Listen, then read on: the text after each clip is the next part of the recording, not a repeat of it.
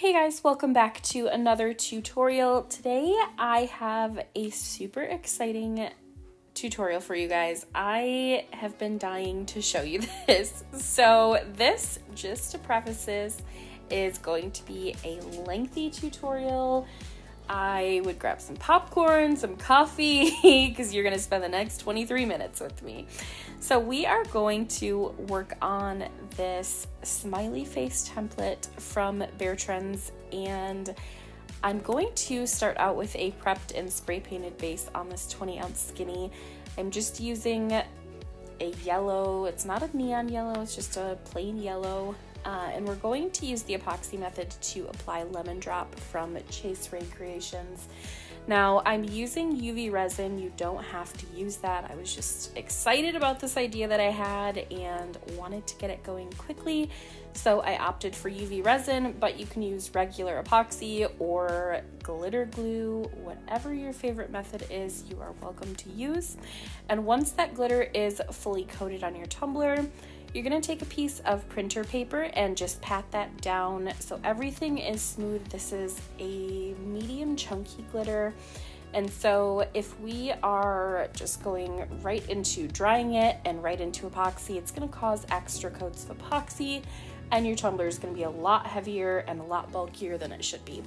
So next I'm going to put this tie-dye, it's not like a true tie-dye, it's kind of a scattered splattery tie-dye, I don't even really know what to call it, vinyl. This is actually from Hobby Lobby, I want to say. It's either Hobby Lobby or Michael's. I'll link it for you guys below. But we're going to put that on the cutting mat, and I did tape it down just to make sure that I didn't get any glue or any flakes or anything on the outside of the vinyl. I did at the bottom there put some transfer tape so I didn't get the foil flakes all over it and ruin my entire mat. But basically we're going to apply Aleene's Tack It onto the vinyl directly. This is prior to cutting out your template with the smiley faces. Right now I'm just applying it roughly, and then once you've got everything spread out, you're going to want to take your paintbrush and make sure everything is in one direction so it doesn't look blotchy. And I made a mistake here. I used this paintbrush to do a test run on a piece of vinyl to see if this idea would work, and the paintbrush dried and so the bristles were a little bit crunchy and it kind of left some streaks in my paint. So just be cautious, because that did kind of show through at the end. It was okay because I had a bunch more elements to cover over top of it, but if you're picky about it, just be cautious. Make sure you have a clean brush that is smooth and the glue is smooth. And then once we've got that all applied, I'm going to take my heat gun and just dry it until that glue turns from milky to clear. And then we're gonna go in with Giggity from Woods Goodies. I had to think about the name there. And we're going to apply it directly over top of the Tack It. Once it's got full coverage, we're going to spread that flake into this vinyl, and you're basically going to burnish it until all of that foil is smushed into your vinyl. And then we're going to go in and sand the tumbler. At this point, I only have one coat of the Flynn Sisters fast setting epoxy on this. It's a pretty thick viscosity epoxy, and so you don't need much. And because I did my due diligence and pressed my glitter down flat, I only needed one coat to make sure it was smooth to the touch. So I'm just gonna do a quick buff around the tumbler just to make sure everything is flat. There are no pokey bits under the epoxy before we apply our vinyl. And then I'm going to sand the rim just to make sure when I apply my vinyl that nothing is going to cause bumps or anything under that vinyl. And then once we've got everything sanded and smooth, I'm gonna take some rubbing alcohol and wipe that down, get all of that epoxy dust off of the tumbler, and then we can go ahead into applying our vinyl. Once I have the epoxy on the tumbler and dried, and my next step is going to be applying the vinyl, I'm going to, at that point, measure the tumbler. I don't want to measure it on the tumbler blank, because obviously the size of the tumbler is going to change once you have more coats of epoxy on it. So once you're ready to apply the vinyl, that's when you want to go ahead and measure that tumbler. I cut the file out from Bare Trends on just regular vinyl setting. I didn't do any extra pressure or anything like that because the flakes are so thin it didn't make any difference. And then I recycled that transfer tape that I had at the bottom of the mat, and I just used that to kind of pull off any excess flakes so we didn't have anything lifting or moving around once we get the epoxy on. And then we're going to put that transfer tape over top of the template and leave it on there to apply the vinyl.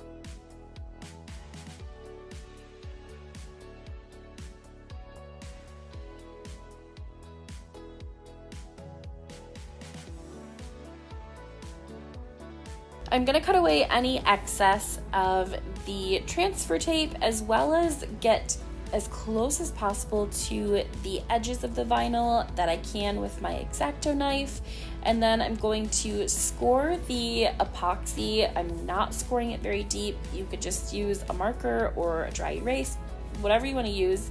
I just had this little scoring tool on hand, and I know that once you put a coat of epoxy over that scratch that it is going to cover it up. So it's not a big deal, just don't do it very deep. And we're going to go ahead and apply this using the hinge method like normal. I'm just going to cut a little bit of that backing off, and I'm going to do a rough measurement before I commit to laying this down. So we're going to make sure everything's lined up, and then at that point we're going to secure that end that has the sticky portion exposed. And once we have it in place, we're going to start pulling the backing off while pressing the vinyl on.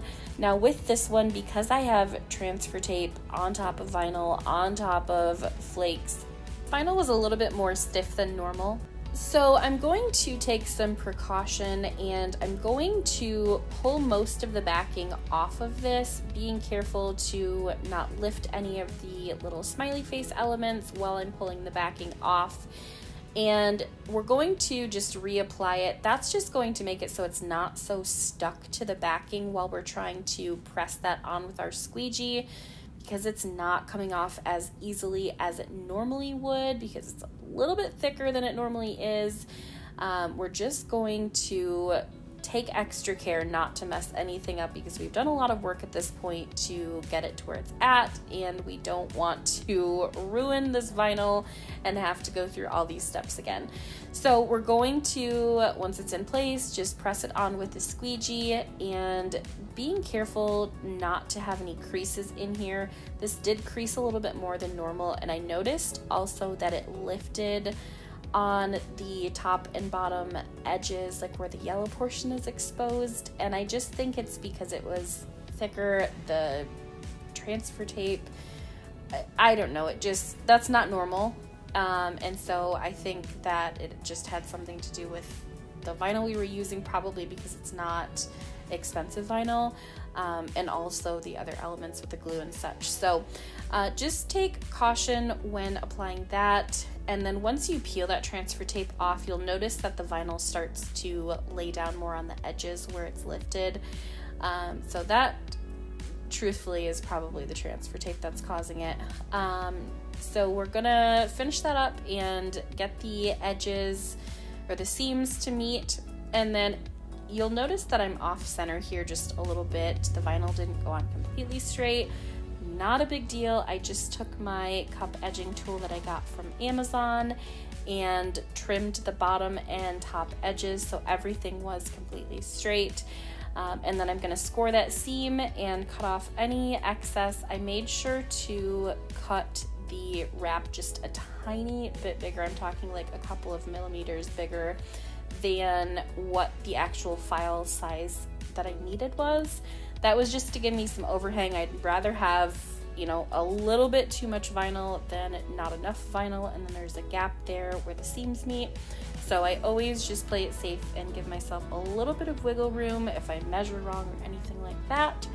And then once that seam is all cleaned up, we're gonna move into removing the Peekaboo smileys. .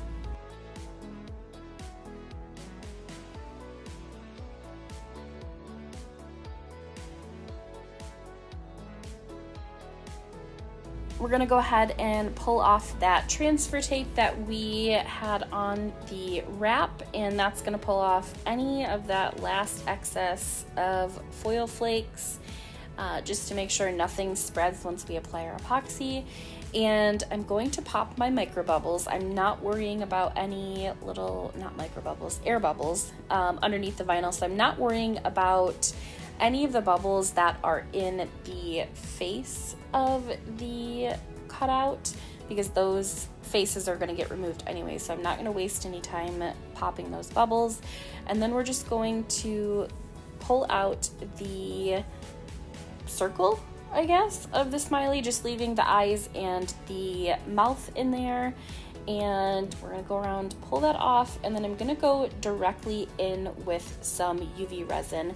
Normally, you guys know that I go in with polycrylic after I do any like intricate vinyl work, because I don't know how that polycrylic is gonna react with the foil flakes. I didn't want to chance it, and so I just went in directly with some UV resin after I cut the top and bottom edges to make sure those were scored straight, because I knew that I could put epoxy over the foil flakes. I've done that before, so I knew how it was going to react, but I also wanted to make sure that it was completely secure and that it didn't have, like regular epoxy didn't have time to seep under the vinyl and cause bubbles or lifting or anything like that. But because we didn't coat it obviously with the polycrylic, I needed something quicker than just regular or fast setting epoxy. So I opted for UV resin. I just did one coat of that, and we are going to get that cured. I cured it for probably 3 to 4 minutes. I want to say it was like 3 rounds of 99 seconds. So we'll go ahead and get that applied and cured, and then we'll go in with a regular coat of fast setting epoxy. I mixed up 30 mLs of Flynn Sisters fast setting epoxy. We're going to apply that over top of the CCDIY UV resin that we applied and cured, and then I'm going to reserve a little portion of that for some extra glitter. So I'm using all that from Rae Creations. This is kind of a rainbow color, but it's like a pearlescent rainbow, but kind of a mix between like a neon and a pastel. I don't know. I love it. It's giving 90s vibes and I'm obsessed.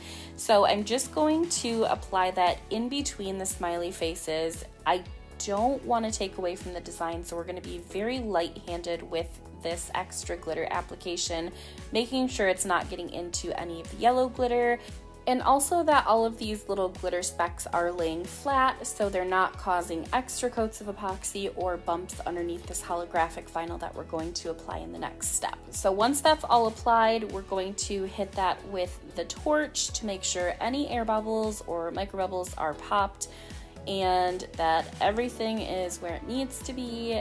No stray glitters in the smileys or anything like that. We're gonna let that cure for the next 4 to 6 hours depending on what your weather is like and how cold it is. That will vary.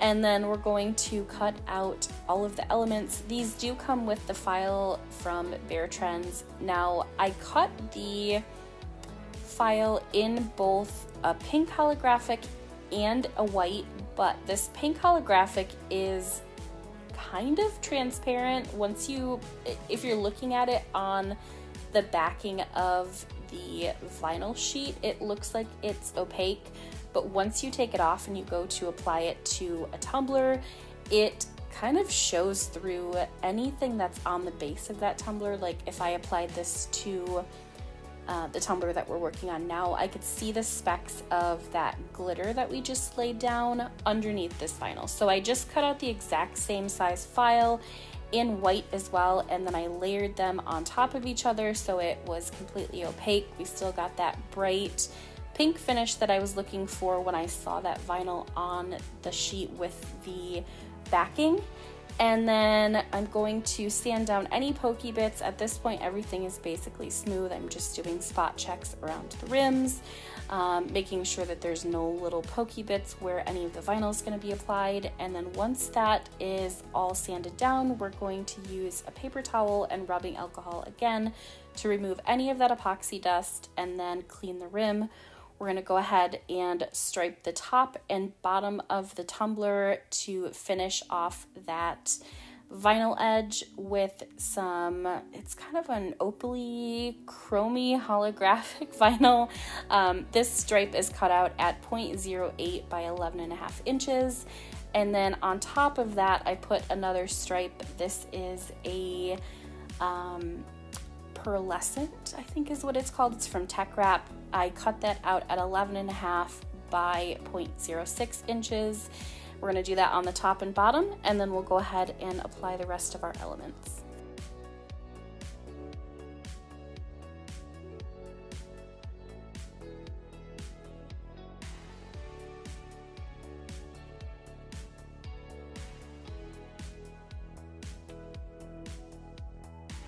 I'm just applying the offsets to the smileys by hand. You can use transfer tape if you would like.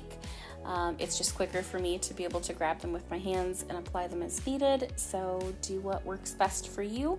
We'll get those all laid down, and then we're gonna go ahead and go in with our stars and bolts to finish off.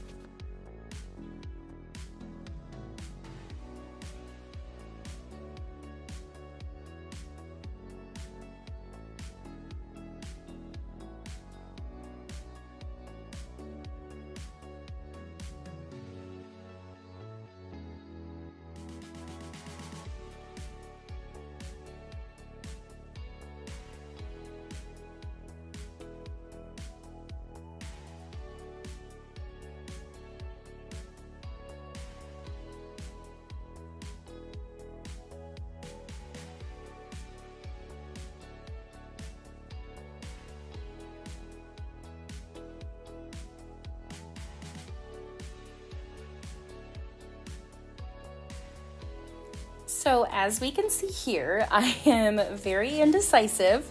I didn't know what color vinyl I wanted to use for the stars and the lightning bolts, and so I just cut it out in every single holographic or opal vinyl that I had and played around with the colors till I found something that I liked. So some of these are translucent, like I mentioned with the pink, and some of them are not. So the Tech Wrap ones are opaque. They have like a white backing to them, so you can't see anything that's behind it.